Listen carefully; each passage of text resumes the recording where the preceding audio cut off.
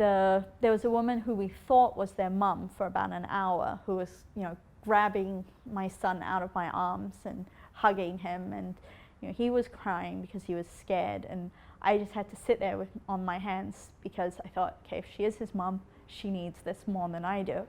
So we waited, and then the translator came and said, sorted things out. She wasn't the mum. She was another trafficker. She had bought the oldest daughter as a child nanny for her family. She bought and sold Vietnamese girls into the sex trade. And she had 2 young children. She was a neighbor of the family. Trafficking in Cambodia is not a giant triad criminal enterprise. It's usually a very small chain. It's 4 to 6 people. The initial traffickers, the people who buy and sell the kids, are usually neighbors who are deep in poverty themselves. They're not rich people. The rich people are at the very end of the trafficking chains, running the brothels, running the factories that buy these people. But the ones that do the selling, the buying, and the transporting are often extremely poor themselves. They're just trying to survive. She's not a very good woman in a lot of ways, but I have very conflicted feelings about her. She bought my daughter because she had been friends with my daughter's mother, and when their family imploded due to a bunch of terrible things that happened to them within 1 year, they were absolutely broken apart, then she bought my daughter so that my daughter wouldn't be sold to a brothel, and she kept her as a child nanny for a year and a half. Fed her. I mean, she wasn't kind. She made my daughter work on the streets, selling sweets to tourists. She made her work all the time. She barely fed her, but she barely fed her own kids. She barely had any money herself. So she ended up telling us where we could find the parents, and eventually what we found was the family had been destroyed. There was no family to go back to. So we got permission to adopt the oldest, and her one qualm about coming to Singapore with a bunch of strangers she'd only met a week before, and she had to decide right there and then because we had to organize her visas and everything and we were running out of time, was that she was desperately worried about the 2 kids that she looked after, that the traffickers' children. And we said, fine, we will make sure they go to school and they get fed. Don't worry about them. You come back to Singapore and you can just concentrate on being a kid and being with your sister and brother again. And that's how Riverkids started. We had a little boy and a little girl that my daughter insisted on taking care of.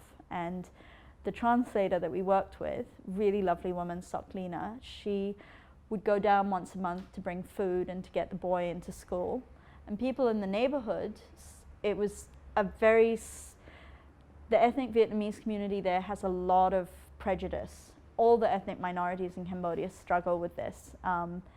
There's a lot of illegal migrants, there's a lot of language problems, paperwork problems, and this community in particular in the summer was very xenophobic. They did not trust outsiders. But because they'd seen our children, they were willing to trust us. And we started getting people coming and saying, well, can you help me? Can you help me?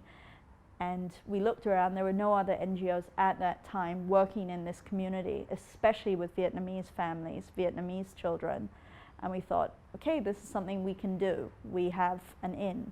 So it grew to 27 children in a borrowed classroom. And then it slowly grew from that into 57 kids in a rented house. And now we have several hundred children over 4 different sites in Phnom Penh. About over half of them are Khmer kids. Less than half come from minorities. They're all children who come from families like my child. Not necessarily poor. They are all poor, but you have absolute poverty where you are on 1 meal a day and it's rice and a scrap of vegetables to you can sort of feed yourself, but if there's a medical emergency, that's the end. We're talking about the difference between 50 US a month to 150 US. It's very finely graded. By American standards, they're all in dire poverty. But they're all from difficult families, which is a different model from most NGOs.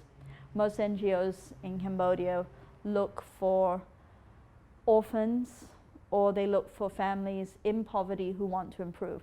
We actually look for pretty much almost the opposite. We look for children with families that are destructive, children in families that are abusive, difficult, that don't want to work with an NGO, and we try and reach them before they implode.